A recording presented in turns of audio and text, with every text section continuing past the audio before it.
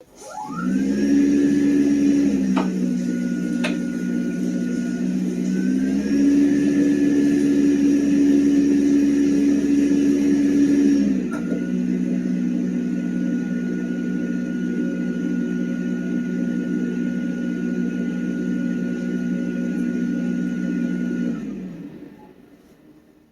right, so if your tankless hot water heater makes that noise, I'm going to show you what you need to do to fix it. Part 1 of maintenance to the tankless hot water heater. Let's go. All right, so here we go. This is going to be part 1. This is what you guys had asked for when I did the polling questions in our community tab. You wanted to see the maintenance done on old Renai here. So, yeah, it really doesn't matter what type of tankless hot water heater you have. Doesn't really matter the type of brand. Doesn't matter if it's inside, outside. Really doesn't matter. Maintenance is basically the same maintenance. It has a fan and it has water. The fan needs to be able to spin without any type of debris, any type of bugs, possibly lizards. Hopefully not. But that noise is caused from an imbalance on the fan. So I'm going to open this up, clean it out, and then part 2 is going to be the flush of the coolant or the water. All right, so you'll have to come back to that one, and I'll have the link down in the description after I do part 2. All right, so let's go see the tools that we're going to need to get this done. So we have some canned air, a Phillips head screwdriver, some tools that you'll see later, but definitely not Cholula. All right, so that should be all the tools that we really need. If for whatever reason I do need to grab something else, I'll let you guys know. But before we do anything, I want to unplug the unit. All right, you can see my little water temp thing went away. All right, and then I'm also going to secure the water. So I have the cold coming in. Okay, so if you see the valve is in line, that means that it's on. All right, and I want to close it. All right, just a little stiff, but fire took care of it. All right, so now the unit is unplugged. If you see that plug, that's not for this unit. That's actually for my phone because I don't want the battery to die. And next is the valves. So there's no water going to the unit. I'm not draining this. Remember, part 2 is going to be coming up. So make sure that you're coming back to see part 2 for flushing the system. Gets all that yucky calcium out. All right, so we have these little cover for our screw holes. It just slides out to the side. That side. This side. Okay, and we get our Phillips.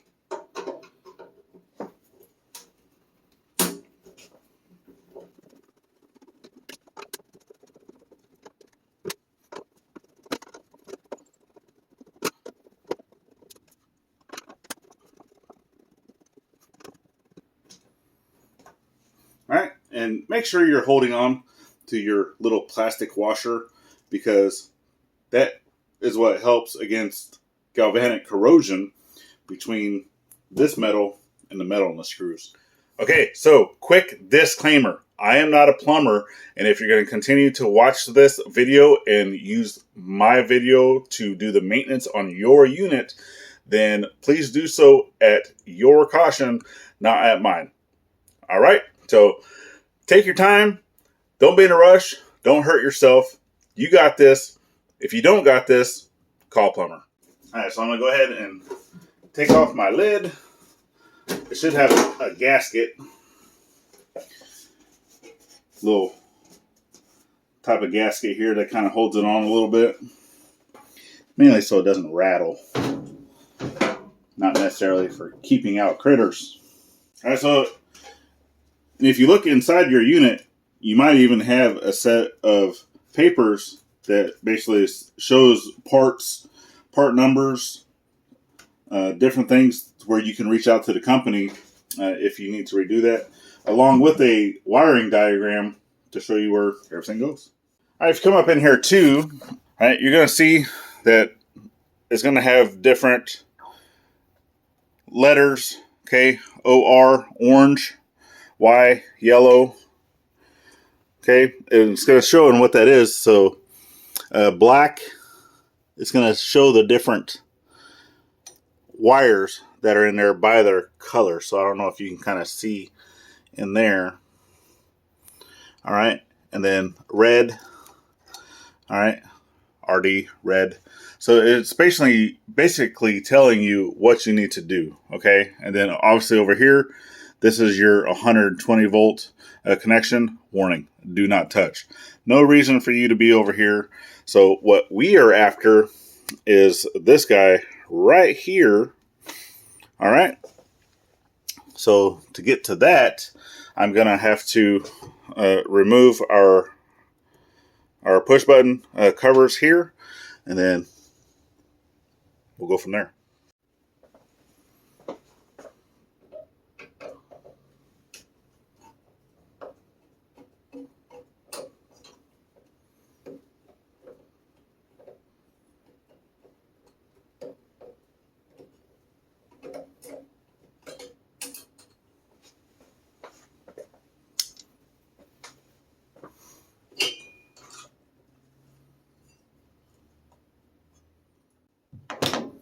All right, so now that I got that, I'm just going to let this hang off to the side.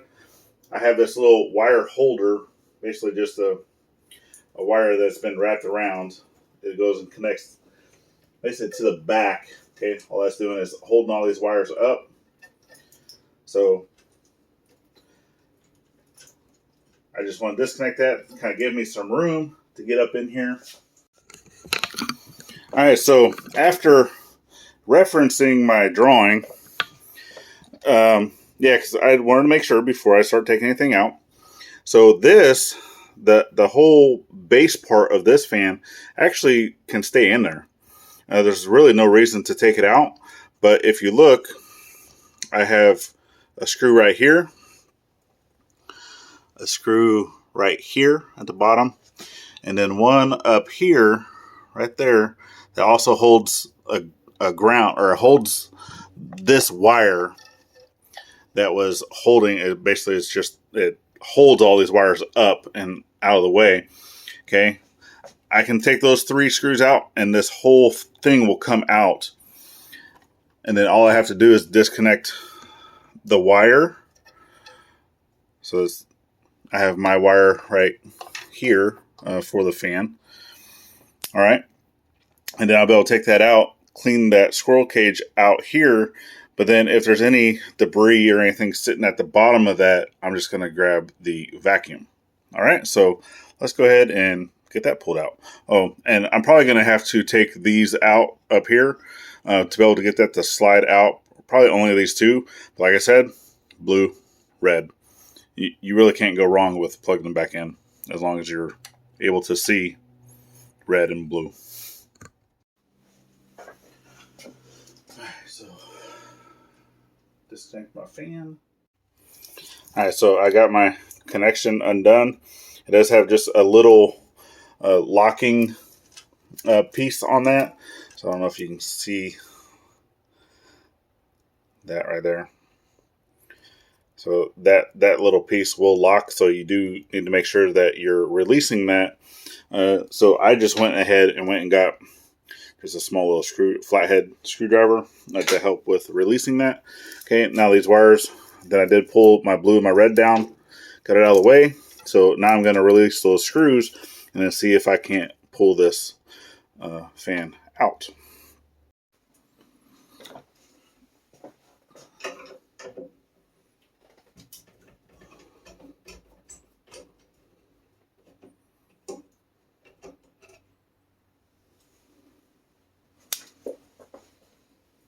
Didn't think I was going to have to pull this one, but I do to get to the screw.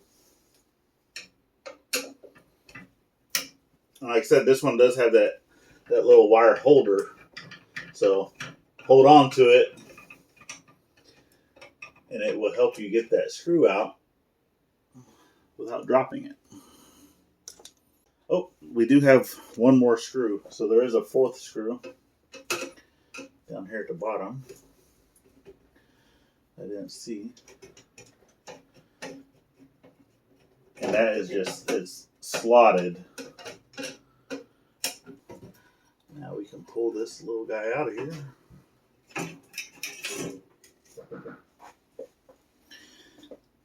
And as you can see, we got us a bug. And that's why we have vibration. All right, so let's get this cleaned out. All right, so I'm gonna go ahead and take my canned air and blow this out, blow out the housing. It's really not that bad.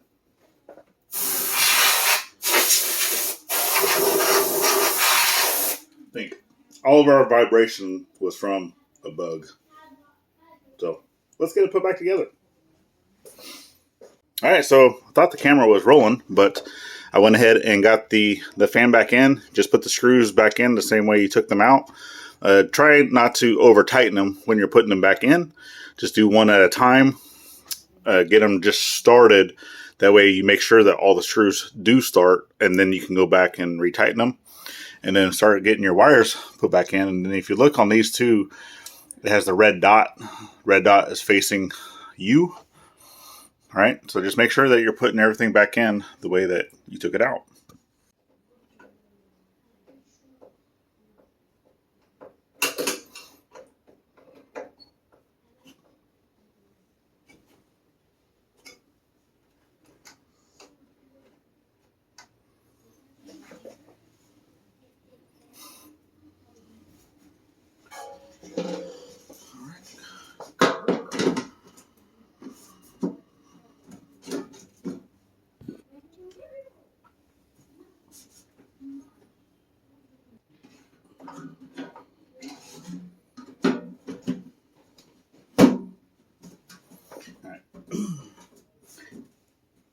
That does move, so you got to make sure that it's lined up with the hole of your case.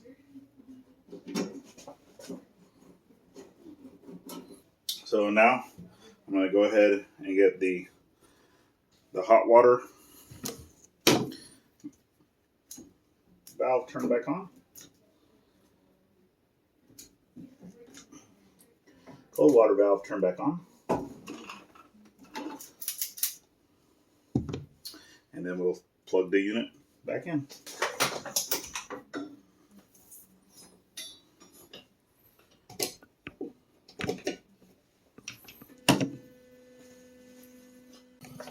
All right, so I got a green light. Our water temperature setting. It's not giving me any codes, so I know that everything is plugged back in correctly. So let's go turn on the water and see what we get.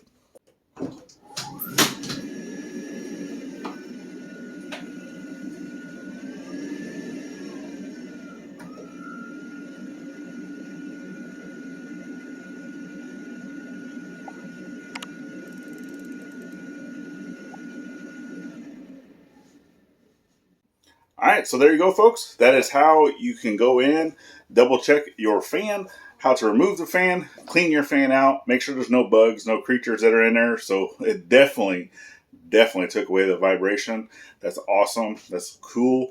Saves you a whole lot of money from having to call up the professional plumber to come do it, right? This is my first time ever doing it on this unit, and it was simple, y'all. So definitely make sure you're coming back for part 2 of doing the flush of this system, because it's been about 2 years since it's been done. We don't really have that high of water calcium and such, but I'm still going to flush the system because, yeah, I want to learn how to do it. All right, so give us that thumbs up. Don't forget to give us that subscribe if you're not already subscribed. We definitely appreciate y'all, and we'll see you on the next one. Bye-bye now.